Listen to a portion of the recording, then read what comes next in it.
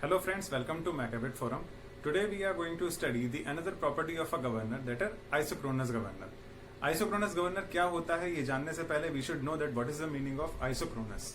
Isochronous माने होता है समकालिक, means इंग्लिश में अगर हम इसको देखें that is occurring at the same time. अगर कोई चीज आपकी एक ही समय पे दो चीजें अगर हो रही हैं तो वो उसकी आइसोक्रोनस स्टेट है या आप उसकी आइसोक्रोनस प्रॉपर्टी कह सकते हैं। तो वही सिमिलर प्रॉपर्टी हमारा गवर्नर भी दिखाता है, जिसके लिए हम उसको कहते हैं आइसोक्रोनस गवर्नर। तो आइसोक्रोनस गवर्नर क्या होते हैं, लेट्स सी।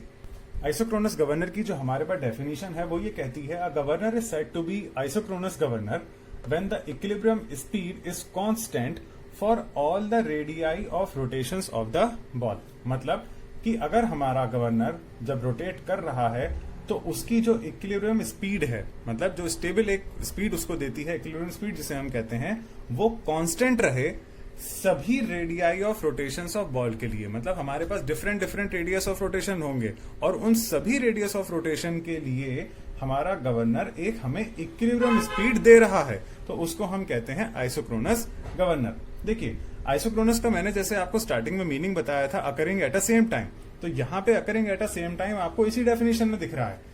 यहां पे कह रहा है for all the radii of rotations of the ball. Radii of rotations of the ball हमारे पास दो हो सकती हैं, एक हो सकती है हमारे पास मिनिमम दैट इज R1 और दूसरी हो सकती है हमारे पास मैक्सिमम दैट इज R2। तो अगर दोनों ही रेडियस ऑफ रोटेशन के लिए हमें इक्विलिब्रियम स्पीड मिल रही है और वो कांस्टेंट है, तो ऐसा आखिर कैसे हो सकता है? तो उस सिचुएशन को हम लोग कहते हैं आइसोक्रोनस स्टेट या isochronous situation of the governor, और वो गवर्नर हमारे कहलाते हैं आइसोक्रोनस गवर्नर। इसकी अगर हम दूसरी डेफिनेशन देखें तो दूसरी डेफिनेशन के हिसाब से हो गया, these governors are those which have zero range speed. Zero range speed मतलब n2 minus n1 equals to zero. देखिए, रेंज ऑफ द गवर्नर होता है n2 माइनस n1।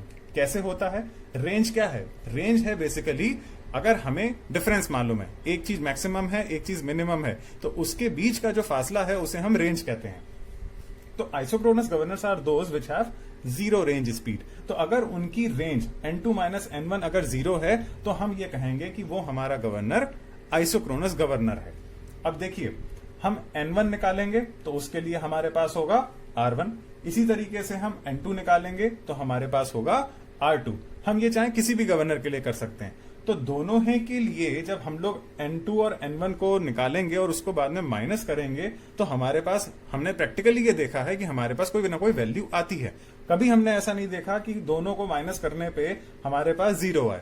तो ये गवर्नर बेसिकली वही टाइप के गवर्नर हैं जिनकी रेंज जीरो होती है, और n2 माइनस n1 जब हम रखेंगे तो हमारे पास वैल्यू जीरो आनी चाहिए। इसका हम एक छोटा सा एग्जाम्पल लेके चलते हैं which will make you very clear कि आइसोक्रोनस गवर्नर क्या हो सकते हैं। देखिए, हम एक पोर्टर गवर्नर का एग्जांपल लेते हैं। पोर्टर गवर्नर का we all know the formula, n1 square equals to 895 upon h1 1 plus capital M upon small m। यहां पे हमने फ्रिक्शन को कंसिडर नहीं किया है और k की वैल्यू को भी 1 मान लिया है। ये हमारी इक्विलिब्रियम स्टेट के लिए इक्वेशन है। तो ये हमारे पास n1 हो गई मिनिमम स्पीड के लिए, जिसके लिए h1 है हमारे पास। फिर हमारे पास हो गई n2 मैक्सिमम के लिए, जिसके हमारे पास अनदर h2 अवेलेबल है।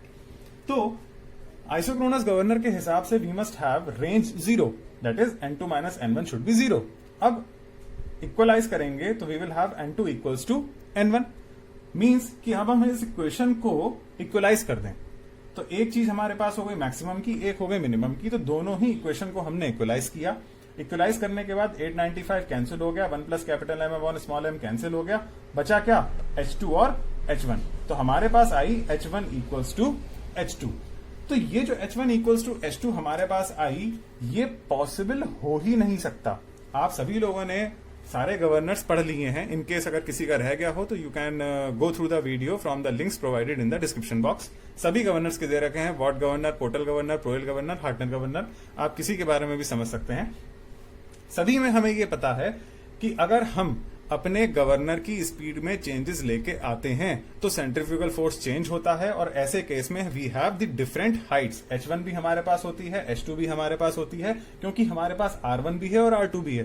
तो ऐसे केस में हमारे पास कभी भी n1 और n2 बराबर हो ही नहीं सकते। तो इसीलिए हम ये कहते हैं कि पोर्टर गवर्नर जो है वो हमारे आइसोक्रोनस गवर्नर हो ही नहीं सकते। तो बेसिकली आइसोक्रोनस गवर्नर एक तरीके का वो गवर्नर हो गया जो हमारा प्रैक्टिकली एग्जिस्ट करता ही नहीं है, बट ऐसे गवर्नर प्रॉपर्टी अपनी शो तब कर सकते हैं जब वो गवर्नर हमारे खराब हो चुके हो, मेंटेनेंस में ना हो या उसके अंदर कोई डिफेक्ट आ जाए. So here we saw that what is the isochronous property of a governor and eventually we came to a conclusion that कि practically हमारा कोई भी गवर्नर आइसोक्रोनस नहीं हो सकता, जिसका हमने एक एग्जाम्पल भी देखा. So if you like the video, please press the like button and subscribe the channel for more updates. Till then, do take care and bye bye.